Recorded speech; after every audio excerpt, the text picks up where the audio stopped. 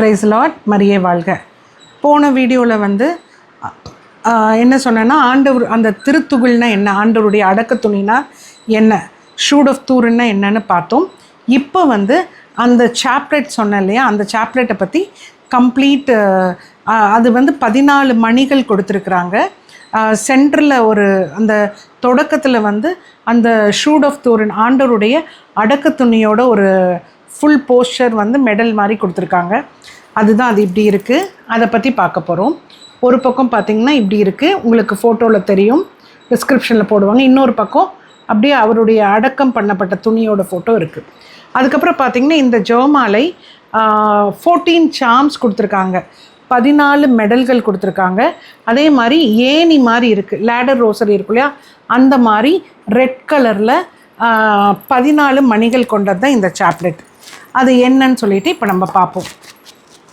நம்ம ஒவ்வொருத்தரும் தெரிஞ்சு கொள்ள வேண்டிய ஒரு முக்கியமான ஜெபமணிகள் தான் இது, சாப்லெட் தான் இது.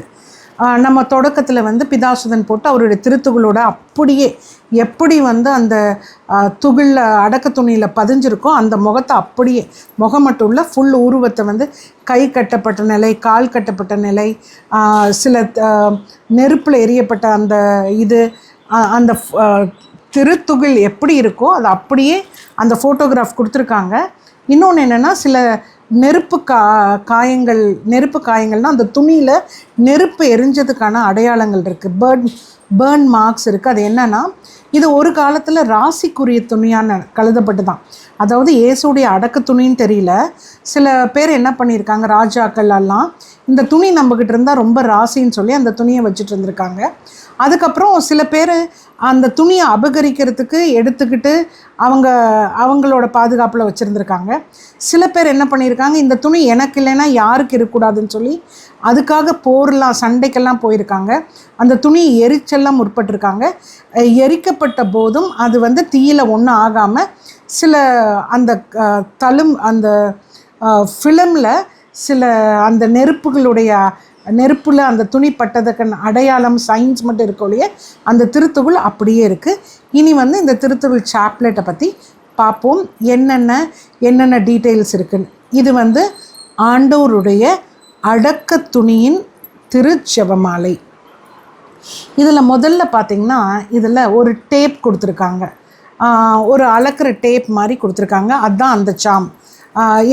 அந்த சாமுக்கு என்ன அர்த்தம்னா, இது வந்து 14 அடி நீளம் கொண்ட துணியாக, அதாவது 14 ஃபீட் லென்த் கொண்ட துணி தான் சாமியை அடக்கம் பண்ணியிருக்காங்க.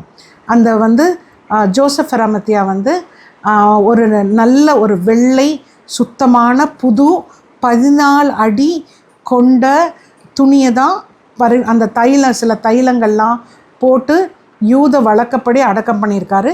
இயேசுவோட உடலை 14 அடி துணியில் சுற்றியிருக்காங்க, ரேப் பண்ணியிருக்காங்க, 14 ஃபீட் லென்த். அதை குறிக்கிறதுக்கு இந்த டேப் மார்க்கை கொடுத்துருக்காங்க. அதாவது ரொம்ப அழகாக 14 அடின்னு எவ்வளோ வந்து சிம்பாலிக்காக கொடுத்துருக்காங்க பாருங்கள். அடுத்தது பார்த்திங்கன்னா ஒரு பாபின் கொடுத்துருக்காங்க. பாபின்னா ஒரு நூற்கண்டு தான் பாபின். அது எதை குடிக்குதுன்னா, இது வந்து லினனில் செய்யப்பட்டது இந்த துணி இல்லைங்க. அந்த 14 அடி துணி வந்து லினனால் செய்யப்பட்டது. லினன்னு சொன்னால் காதி சொல்லுவோம் இல்லையா, பியோர் காட்டன், அதில் செய்யப்பட்டது. அதுக்கு அடையாளமாக தான் இந்த பாபினை வந்து குறிச்சிருக்காங்க, போட்டிருக்காங்க. மூணாவது பார்த்திங்கன்னா ஒரு அழகான ஒரு கேமராவோட ஃபோட்டோ. இது எதை குறிக்குதுன்னா, ஒரு கேமராவோட இது எதை குறிக்குதுன்னா, செகண்ட்ரியா பியான்னு ஒருத்தர் தான் இந்த ஆராய்ச்சி பண்ணார். அவர் தான் ஒரு ஃபோட்டோ எடுத்தார்.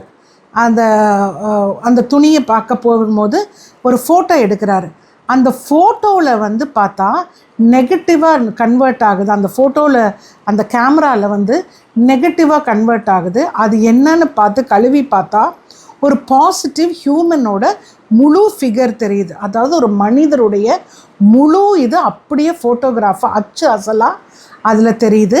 அது வந்து முதல்ல இவர் இந்த ஃபோட்டோகிராஃபர் தான் இந்த ஃபோட்டோ வழியாக தான் ஆண்டவருடைய திருத்துகள் வந்து வெளி உலகத்துக்கு வந்ததுக்கு சிம்பாலிக்காக இந்த சாம் போட்டிருக்காங்க. அதுக்கு அடுத்தது பார்த்திங்கன்னா ஒரு நாணயம் கொடுத்துருக்காங்க. ராஜாக்கள், ஒரு ராஜா கிரீடம் வச்ச மாதிரி, க்ரௌன், குவீன் அந்த மாதிரி கொடுத்துருக்காங்க. இந்த காயினை எதை குறிக்குதுன்னு சொன்னால், யூத வழக்கப்படி சிலுவையில் அறையப்பட்டவர் இல்லை அடக்க முறைப்படி எப்படின்னா, இறந்தவருடைய கண்களில் 2 நாணயங்களை எந்த காலகட்டத்தில் அவங்க வந்து இறக்குறாங்களோ, கொல்லப்படுறாங்களோ, சிலுவையில் அறையப்படுறாங்களோ அந்த காலகட்டத்தில் இருக்கும் நாணயங்களை 2 கண்களுக்கும் வைத்து அந்த துணியை வந்து ரேப் பண்ணியிருக்காங்க, அந்த கிளாத்தை ரேப் பண்ணியிருக்காங்க. ஸோ அதை குறிக்கிறதுக்கு தான் இந்த காயின். அந்த திருத்துகளில் பார்த்திங்கன்னா ஆண்டவருடைய கண்கள், இயேசு ஆண்டவருடைய கண்கள்லேயும் 2 நாணயங்கள் வைத்த அச்சு இருக்காமா. அந்த நாணயங்கள் என்ன மாதிரி பதிஞ்சிருக்குன்னா, பாண்டியஸ் பிலேத்துன்னு சொல்கிறோம் இல்லையா, பிளேத்து காலத்தில் பிளேத்தோட அந்த முத்திரை இருக்கிற அந்த நாணயம்தான் அதான் அது அந்த துணியில் பதிஞ்சிருக்கு. ஸோ இதுவும் ஒரு பெரிய சாட்சி. ஆண்டவருடைய திருத்துகில் தான் இது, ஆண்டவருடைய அடக்க துணி தானே. ஏன்னா பாண்டிபிளேயஸ் காலத்தில் தான் அவரை சிலுவையில் அறையப்பட்டார். ஸோ கண்களில் அந்த நாணயம் இருந்திருக்கு. அதுவும் முதல் செஞ்சுரி, ஃபஸ்ட் செஞ்சுரி, அந்த 2000 வருடங்களுக்கு முன்னாடி அந்த செஞ்சுரியில் அந்த காலகட்டத்தில் பண்ணப்பட்ட துணின்னு ஆராய்ச்சியில் தெரிஞ்சிருக்கு. அதுக்கு அடுத்தது பார்த்திங்கன்னா ஒரு அழகான ஒரு பூவு, ஒரு அழகாக ஒரு பிங்க் கலரில், ஒரு பிங்க் அண்ட் ஒரு ரோஸ் அண்ட் ரெட் கலந்த மாதிரி ஒரு அழகான பூவை வந்து இங்கே சாமா கொடுத்துருக்காங்க. அதை எதை குறிக்குதுன்னா, ஆண்டவருடைய அடக்க துணியில் அந்த காலகட்டத்தில் ஜெருசலேமில் மட்டுமே பூக்கக்கூடிய ஒரு வகையான பூவாயுது. அந்த பூவுடைய போலன்ஸ் அந்த இயேசுவனுடைய அடக்க துணி ஷூடில் இருக்காமாங்க. ஸோ அதை குறிக்கிறதுக்கு தான் அழகாக வந்து இந்த பூவை குறிச்சிருக்காங்க. அதாவது ஆண்டவருடைய அடக்க துணியில் இந்த பூவின் மகரந்த துகள்கள், பாலன்ஸ் அதில் இருந்திருக்கு. இதுக்கப்புறம் பார்த்திங்கன்னா ரொம்ப ஒரு கொடூரமான ஒரு ஆயுதம் இங்கே கொடுத்துருக்காங்க, பால் பின்ஸ். அவர் வந்து சாட்டையால் கற்றூனில் அடிக்கப்பட்டார் இல்லையா, அதை குறிக்கிறதுக்கு இந்த பால் பின்ஸு கொடுத்துருக்காங்க. இந்த பால் பின்ஸில் என்ன இருக்குன்னா, குட்டி குட்டி இரும்பு முள்ளாக இரும்பும் எலும்புகள் ஷார்ப்பாக இருக்கிறதும், ஒரு கடினமான கரடு முரடான கயிறு, எப்படி நெருப்புலாம் இட்டு அந்த கயிறு வந்து ரொம்ப வந்து நெருப்பில் சுட்டால் ஹார்டாக இருக்குமோ அந்த கயிறு இதில் பண்ணி இதில் தான் அடிச்சிருக்காங்க. இந்த சாட்டை அடிகள் அடிக்கப்பட்ட 100 அடி சவுக்கடிகளுக்கு மேலே 100 அடிகளுக்கு மேலே அடிக்கப்பட்ட தடயங்களும் இரத்தமும் அந்த உடம்பு ஃபுல்லாக தோலும் சதையும் கிழிக்கப்பட்ட, முன்புறமும் பின்புறமும் இதே வகையான சாட்டையால் அடிக்கப்பட்டு கிழிக்கப்பட்ட அடையாளம் உடைய ஆணினுடைய உடலை சுற்றிய துணின்னு சொல்லி இந்த த்ரூடு வந்து அடையாளப்படுத்தியிருக்கு. ஸோ அதை குறிக்கிறதுக்கு இந்த பால் பின்ஸை கொடுத்துருக்காங்க. அடுத்தது பார்த்திங்கன்னா க்ரௌன் ஆஃப் தார்ன்ஸ், ஒரு முடி கொடுத்துருக்காங்க, முள் முடி கொடுத்துருக்காங்க, ரொம்ப அழகாக. அதாவது நம்ம ஏற்கனவே பார்த்தோம், ஆண்டவருக்கு தங்கத்தால் முடி சூடப்படல, க்ரௌன் பண்ணல. ஆனால் அங்கே இருக்க கூரிய முற்களால் ஆன ஒரு மரத்தில் இருக்கிற முள்ளுகளை எடுத்து இந்த மாதிரி க்ரௌன் மாதிரி செஞ்சு இப்படி தலையில் வச்சு அழுத்துறாங்க. அழுத்தும் போது அந்த கூரிய நீளமான முற்கள் அந்த தலையிலிருந்து அந்த சதைக்குள்ளே உள்ளே போய் இரத்த நாளங்கள் நரம்புகளை எல்லாம் பாதித்து பயங்கர வேதனை கொடுத்து அதிலிருந்து இரத்த கசிவெல்லாம் வந்துச்சாமா. ஸோ இந்த அடக்கப்பட்ட இந்த துணியில் என்னன்னா, இந்த வகையான முற்களை சேர்ந்து ஒரு கிரீடத்தை பண்ணி அணியப்பட்டு அதனால காயங்கள் உடைய தடயங்கள் இந்த துணியில் இருக்குது அப்படின்னு சொல்லிட்டு குறிக்கிறதுக்கு, அந்த துணியில் இருக்கான், அதை குறிக்கிறதுக்கு அழகான இந்த க்ரௌன் ஆஃப் தார்ன்ஸை கொடுத்துருக்காங்க. அதாவது அந்த திருத்துகிலில், அந்த அடக்க துணியில், ஷூட் ஆஃப் தூரினில் முள்முடி செய்யப்பட்ட அந்த அடையாளத்தின் காயங்களும் இரத்த கசிவுகளும் அதில் பதிஞ்சிருக்கான். அதை குறிக்கிறது தான் இது. அதுக்கு அடுத்தது பார்த்திங்கன்னா 3ங்கிற ஒரு நம்பர் கொடுத்துருக்காங்க, ரெட் கலரில் 3ன்னு ஒரு நம்பர் கொடுத்துருக்காங்க. இது எதை குறிக்குதுன்னா, ஆண்டவர் 3 மணிக்கு உயிர் விட்டாங்கிறத குறிக்குது. இன்னொன்று என்னன்னா, 3 மணிக்கு தான் இரக்கத்தின் நேரம்னு குறிக்குது. 3 மணிக்கு உயிர் விட்டார், திரைசீலை கிழிந்தது எல்லாமே நம்மளுக்கு தெரியும். இன்னொன்று பல ஆராய்ச்சிகள் பண்ணி இப்போது கன்க்ளூஷனுக்கு வந்துட்டாங்க. ஏப்ரல் 3 தான், ஏப்ரல் 3 ஒரு வெள்ளிக்கிழமை தான் சேசு சிலுவையில் இறந்தாருன்னு சொல்லி ரிசர்ச் பண்ணி சயின்ஸே வந்து சயின்ஸ் எல்லாம் வந்து சயின்டிஃபிக்காக ப்ரூவன் பண்ணி இப்போ கொடுத்துருக்காங்க. இன்னொரு முக்கியமான நிகழ்வு அதிசயம் என்னென்னா, இந்த வருஷம் நம்மளுக்கு குட் ஃப்ரைடே வர்றது ஏப்ரல் 3, அதே ஃப்ரைடே 3 ஏப்ரல் எப்போ சாமி காலத்தில் இறந்தாருன்னு சொல்லி இப்போ கண்டுபிடிக்கப்பட்டாங்களோ அந்த தேதி, அதே இதுதான் இந்த வருஷம் நம்மளுக்கு வருது. இன்னும் கொஞ்சம் விசேஷம், ஏன்னா நம்ம இன்னும் எல்லா ஆண்டவருடைய பாடுகளை எல்லாம் ஆழமாக தியானித்து உணர்ந்து அவரோடு பயணித்து அவருடைய பாடுகளில் நம்மளுடைய பங்கெடுப்பு ரொம்ப முக்கியம். நம்ம எல்லாமே மீட்படைய போகிறோம். நம்ம மேலே ஒருத்தரை அன்பு செய்தவர் நமக்காக இறந்த தேதி இப்போ வர்றதுன்னு நம்ம நினைவு கூறுறது வந்து ரொம்ப ஒரு சிறப்பான இது. அதுதான் வந்து வர்ற ஈஸ்டருக்கு முன்னாடி குட் ஃப்ரைடே வந்து ஏப்ரல் 3 தான் 2026 வருது. இப்போ ரீசெண்டாக ஒரு ரிசர்ச்சில் கண்டுபிடிச்சதும் சாமி இறந்ததும் ஏப்ரல் 3 ஒரு ஃப்ரைடே 3 மணின்னு, அதை குறிக்கிறதுக்கு தான் இந்த 3. அதுக்கான ஒரு அழகான சாம் கொடுத்துருக்காங்க. ரொம்ப காரணமாக அர்த்தமுள்ள வகையில் இந்த சாப்லெட்டை அமைச்சிருக்கு. அடுத்தது பார்த்திங்கன்னா ஒரு கூரிய வால், லான்ஸுன்னு சொல்லலாம், ஸ்பியர்னு சொல்லலாம், ஒரு கூரிய வாள்.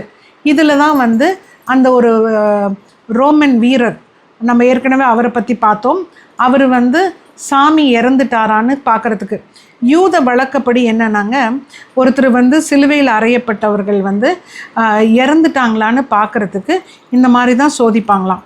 அப்போ போய் அந்த லாங்கித்தோஸுங்கிறவர் என்ன பண்ணுறாரு, இது வந்து ஈட்டியால் அவரை குத்துறாரு. அவர் சேக்ரெட் சைடில் விழாவில் குத்துறாரு. அப்போது என்ன ஆகுதுன்னா, குத்தும்போது அவருடைய இருதயம் வரைக்கும் அது போய் குத்திருக்கு, லங்ஸ் எல்லாம் குத்திட்டு போய் நின்றுருக்கு.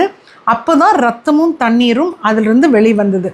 அந்த இரக்கம் ஆண்டவர் இறந்ததுக்கப்புறம் இல்லைன்னா, அப்படி இறக்கலைன்னா என்ன பண்ணுவாங்களாம், அந்த சிலுவையில் இருக்கிற காலை உடைப்பாங்களாம். அப்போது அந்த வலியோட உயிர் போகணுன்னு.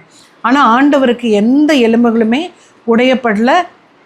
வார்த்தைகளில் வந்த பைபிளில் வந்த மாதிரி, திருவிவிலியத்தில் இருக்கிற மாதிரி எந்த எலும்புகளும் உடையப்படலை. அதே மாதிரி ஆண்டவர் இறந்துட்டார். அதை சோதிக்கிறதுக்கு வந்து இதை குத்தி தான் டிக்ளரேஷன், டெத் சர்டிஃபிகேட் கொடுக்குறோம்ல, இப்போ அந்த மாதிரி இது குத்தி இறந்துட்டாருன்னு சோதித்தாங்க. அதுக்கு அடையாளமாக தான் இந்த சாமை வச்சுருக்காங்க. ஒரு அந்த துணியில் இந்த மனிதருடைய விழாவில் ஆழமாக குத்தப்பட்ட ஒரு காயம், அதாவது இருதயம் வரைக்கும், லங்ஸ் வரைக்கும், நுரையீரல் வரைக்கும் ஒரு கத்தி பாய்ந்ததுக்கான அடையாளமும், அங்கே ரத்தமும் தண்ணி தேங்கி இருந்து வெளிவந்து இருக்கிற அடையாளமும் இருக்குதுன்னு சொல்லிட்டு அந்த துணி வந்து ப்ரூவ் பண்ணியிருக்கு. அதை குறிக்கும் விதமாக இந்த லான்ஸை கொடுத்துருக்காங்க. அடுத்தது பார்த்திங்கன்னா ஒரு ஸ்டெத் கொடுத்துருக்காங்க, ஸ்டெத்தஸ்கோப். டாக்டர்ஸ் எல்லாம் யூஸ் பண்ணுவாங்க இல்லையா, அந்த ஸ்டெத் கொடுத்துருக்காங்க. அதை எதை குறிக்குதுன்னா, டாக்டர்ஸ் ப்ரூவ் பண்ணியிருக்காங்க இவர் வந்து உண்மையான ஒரு மரணம், ஒரு உண்மையான மரணம். அதனால தான் அங்கே ரத்தமும் தண்ணீரும் தேங்கி இருந்து வெளிவந்திருக்கு. இதில் இருக்கிறது இந்த பாடுகள் எல்லாமே உண்மையான ஒரு மனிதருடைய பாடுகள். அங்கே வெளிவந்த திரு ரத்தமும் உண்மையான ரத்தம் அப்படின்னு சொல்லிட்டு மெடிக்கலாக ப்ரூவ் பண்ணியிருக்காங்க. ப்ளஸ் AB பாசிட்டிவ் தான் ரத்த வகைன்னு ப்ரூவ் பண்ணியிருக்காங்க. இது உண்மையான மரணம் அப்படின்னு சொல்லி டாக்டர் சர்டிஃபிகேட் கொடுத்து, ஏன் அப்படின்னா அந்த இடத்துல அந்த லங்ஸ்கிட்டையும் ஹார்ட்டுக்கிட்டையும் ரத்தமும் தண்ணீரும் தேங்கி இருக்கிறது கொட்டினால தான் அது வந்து டாக்டர்ஸ் ப்ரூவன் நாட்டிக்கு அதுக்கு அழகாக ஒரு சிம்பாலிக்காக அந்த ஸ்டெத்தை வந்து இங்கே வச்சுருக்காங்க. அதுக்கப்புறம் பார்த்திங்கன்னா ஒரு உலகத்தை காமிச்சிருக்காங்க, வேர்ல்டோட அப்படியே உலகம் ஃபுல்லாக மேப்பை அப்படியே ஒரு காயினாக வச்சுருக்காங்க. இது எதை குறிக்குதுன்னா, உலக மக்களுக்காக தான் ஆண்டவர் இறந்தார். ஒன்று, நம்ம உலகத்தாருடைய எல்லாருடைய பாவத்துக்காக தான் அவர் வந்து மரணமானார், சிலுவையில் தொங்கினார், நம்மை பாவத்திலிருந்து மீட்டெடுக்கிறதுக்கு. ஒன்று அது. இன்னொன்று என்னென்னா, வேர்ல்ட்லேயே நிறைய பேர், லட்சக்கணக்கான பேர் இதை பற்றி தெரிஞ்சுக்கணுன்னு நிறைய பேர் இதை பற்றி ரீட் பண்ணி, அதாவது திருத்துகளை பற்றி தெரிஞ்சுக்கணும், அதை டெஸ்ட் பண்ணணுன்னு சொல்லி நிறைய லட்சக்கணக்கான பேர் இந்த ஆராய்ச்சிகளில் ஈடுபட்டாங்களாம். அதை பற்றி நிறைய வந்து தேடினாங்களாம். அதை உலகத்தில் கவுண்ட் இருக்கு இல்லையா, நிறைய பேர் இதை பற்றி தெரிஞ்சுக்கிறதுக்கு ஆராய்ச்சி பண்ணாங்க, நிறைய பேர் இதை பற்றி தேடினாங்கன்னு அந்த இதில் பார்த்தாலும் உலகத்திலேயே அதிகமான மக்கள் வந்து தூரின் ஆஃப் ஷ்ரூடை பற்றி தான் தேடினாங்களாம். அதை குறிக்கிறது தான் இந்த உலகம். அடுத்தது பார்த்திங்கன்னா ரொம்ப அழகாக ஒரு பிளட் ட்ராப்ஸ், ஆண்டவருடைய திரு ரத்தத்தை குறிக்கிறதுக்கு தான் இந்த ரத்த தளிகள் கொடுத்துருக்காங்க. அதாவது ரொம்ப பியூட்டிஃபுல்லாக அந்த ரத்தத்தில் அழகாக மேலே ஒரு ரெட் கேப், கீழே ஒரு ரெட் கேப், ஆண்டவருடைய திரு ரத்தம் எப்படி வந்து அப்படி சொட்டுமோ அந்த மாதிரி ரொம்ப அழகாக இதை கொடுத்துருக்காங்க. இது எதுனா அந்த திருத்துக்குள்ள இருக்க அத்தனை ரத்தமும் உண்மையான ரத்தம், ஒரு மனிதருடைய இயேசுநாதருடைய ரத்தம்னு ப்ரூவ் பண்ணதுக்கும் ஏபி பாசிட்டிவ் வகையை சார்ந்தது அப்படிங்கிறதுக்கும் குறிக்கிறதுக்கு தான் இந்த ரத்த துளிகளை கொடுத்துருக்காங்க. ஆண்டவருடைய திரு ரத்தம் இது. அடுத்தது பார்த்திங்கன்னா ஆண்டவருடைய அழகான ஒரு முகம், ஆண்டவருடைய ஹோலி ஃபேஸ் ஆஃப் ஜீசஸ் கொடுத்துருக்காங்க. இதில் பார்த்திங்கன்னா தாடியை தான் ரொம்ப ஹைலைட் பண்ணியிருக்காங்க, மூக்கெல்லாம் காமிச்சிருக்காங்க. இது எதை குறிக்குதுன்னா யூத வழக்கப்படி அந்த ஜூஸ் எல்லாம் என்ன பண்ணுவாங்களா, தாடியில் இங்கே சென்டரில் வந்து ஒரு பிளவு இருக்குமா, அதாவது ஒரு சின்ன 2 செப்ரேஷன் மாதிரி ஒரு சின்ன இருக்குமா. அதே மாதிரி தான் ஜீசஸ் கிரைஸ்ட்டும் வச்சுருக்காங்க. அதே மாதிரி அவரை வந்து திருவிவிலியத்தில் சொன்ன மாதிரி, பைபிளில் சொன்ன மாதிரி அவருடைய தாடி முடிகள் புடுங்கப்பட்டதற்கான அடையாளமும் அதில் இருக்கான். நிறைய பக்கம் பார்த்திங்கன்னா அந்த 2-3 தாடி முடிகள்லாம் இல்லையா. ஸோ புடுங்கப்பட்டதுக்கு அடையாளம் இருக்குதுங்கிறதுக்கு தான் இது. அவருடைய மூக்கெல்லாம் வீங்கி இருந்துதான், ஏன்னா கையாலையும் பல ஆயுதங்கள்னாலே அவரை தாக்கினதுக்கு கண்ணெல்லாம் வீங்கி இருந்துச்சான். அதை குறிக்கிறதுக்கு தான் இந்த இயேசுடைய ஹோலி ஃபேஸ் ஆஃப் ஜீசஸோடத சாமை இந்த இடத்துல கொடுத்துருக்காங்க. அதுக்கப்புறம் பார்த்திங்கன்னா ஆணிகள் கொடுத்துருக்காங்க, கருப்பு கலரில் 3 ஆணி. இது எதை குறிக்குதுன்னா 3 ஆணிகள் வந்து நம்மலாம் நினச்சிட்டு இருக்க மாதிரி இயேசு வந்து 2 கையில் வந்து சிலுவையில் கை விரிச்ச நிலையில் இந்த உள்ளங்கையில் வந்து அடிக்கலை, ரிஸ்டில் அதாவது மணிக்கட்டில் தான் ஆணி. இந்த ரைட் மணிக்கட்டில் ஒரு ஆணி, லெஃப்ட் மணிக்கட்டில் ஒரு ஆணி, அப்புறம் 2 காலையும் சேர்த்து வச்சு இங்கே ஒரு ஆணி அடிச்சிருக்காங்க. அதை குறிக்கிறதுக்கு தான் இந்த ஆணிகளை கொடுத்துருக்காங்க, 3 ஆணி. இது என்னன்னா இந்த மனிதர், இந்த திருத்துகுள்ள இருக்கிற மனிதர் ஆணிகளால் அறையப்பட்டிருக்காரு, 2 கை மணிக்கட்டுகள்லையும் 2 காலையும் சேர்த்து வச்சிருக்கிறாரு அப்படின்னும் இதோடைய கம்ப்ளீட் ப்ரூஃபும் இந்த திருத்துகுள்ள இருக்கா, அதை குறிக்கிறது. அதுக்கப்புறம் பார்த்திங்கன்னா ஒரு மைக்ரோசாஃப்ட், அதாவது சயின்டிஸ்ட் எல்லாம் யூஸ் பண்ணுவாங்க இல்லையா, அந்த மைக்ரோஸ்கோப்பை வந்து ரொம்ப அழகாக கொடுத்துருக்காங்க. இது எதை குறிக்குதுன்னா இது வந்து scientifically it is proven this is the burial cloth of Jesus Christ. இது பல ஆராய்ச்சியாளர்கள் ஆராய்ச்சி பண்ணி என்ன முடிவுனா இது இயேசுவனுடைய உண்மையான அடக்க துணின்னு சொல்லி ப்ரூஃப் பண்ணதுக்காக தான் அது கொடுத்துருக்காங்க. இன்னொன்று என்னென்னா இதுதான் வந்து இன்னொன்று ஒரு ஆண்டவருடைய அழகிய திருமுகத்தை கொடுத்துருக்காங்க, ஹோலி ஃபேஸ் ஆஃப் ஜீசஸ் கொடுத்துருக்காங்க. அதுக்கப்புறம் பார்த்திங்கன்னா பின்னாடி பக்கம் தூரின் ஆஃப் ஷ்ரூடு, நான் சொன்னேன் இல்லையா, இட்டாலியில் தூரின் நகரத்தில் ஒரு கத்தீட்ரல் இருக்குது, ஜான் த பேப்டிஸ்ட். அங்கே தான் வந்து இந்த திருத்துகில் வச்சுருக்கிறாங்க. அதை குறிக்கிற விதமாக அந்த கோயிலுடைய கத்தீட்ரலுடைய ஃபோட்டோ அப்படியே இதில் கொடுத்துருக்காங்க. இந்த 14 அழகான சாம்ஸு ஆண்டவருடைய திருத்துகில் கொண்ட ஓப்பனிங் இது வந்து ரொம்ப ரொம்ப ரொம்ப வல்லமையான ஜெபமாலை சாப்லெட். இது எப்படி ஜெபிக்கணும்னு சொல்லி நான் உங்களுக்கு வந்து டிஸ்கிரிப்ஷனில் போடுறேன். ஒவ்வொருவரும் ஒருவர் நமக்காக நம்மை அன்பு செய்வதற்காக எந்த பாவமும் செய்யாதவர் சிலுவை மரணம், அசிங்கமான கொடூரமான ஒரு மரணத்தை சந்தித்தார் நம்மை மீட்டெடுப்பதற்காக. அதை உணர்ந்தவர்களாக இன்று நாமளும் ஆண்டவருக்கு திரும்பி ஆண்டவருடைய திருத்துகளில் வந்து ஒரு தடவை தான் அவரை வந்து இந்த பாடுகள்லாம் பட்டாங்க. ஆனால் நம்ம திரும்பி அதை வந்து அவரை கொல்லக்கூடாது, அவரை வந்து திருப்பி முள்முடி சூட்டக்கூடாது, நான் எனதுன்றதுனால சுயநலத்தினால அவரை வந்து திருப்பி நான் ஒரு தடவை மனமாற்றம் அடைஞ்சிட்டேன் அப்படின்னு சொல்லிட்டு திரும்பி அதே பாவத்தை பண்ணும்போது திருப்பி ஆணியில் அடிக்கக்கூடாது, முள்முடிகளை காரி துப்பக்கூடாது. நம்ம மனமாற்றம் மட்டும்தான் அவருக்கு உண்மையான ஆறுதலையும் அவர் நம்ம மேலே இன்னும் எனக்காகவும் இருக்கின்றார்கள், நான் தனிமையில் இல்லை, என் அன்பை புரிஞ்சுக்கிட்டாங்கன்னு சொல்கிறதுக்கும் இந்த ஜெபமாலை ரொம்ப ரொம்ப சிறப்பு வாய்ந்த நம்ம தியானிக்கிறதுக்கான ஜெபமாலை. இதை பக்தியோடு தியானிப்போம். இதில் இன்னொரு இன்ஃபர்மேஷன் என்னென்னா, இந்த ஃபோட்டோ ரிசர்ச் பண்ணும்போது ஒரு பளிச்சுன்னு ஒரு வெளிச்சத்தினால தான் இது வந்து 3D எஃபெக்டாக ரிஃப்ளெக்ட் ஆச்சாம். அதாவது இந்த திருத்துகிலில் 3D எஃபெக்டோடு இருக்குது.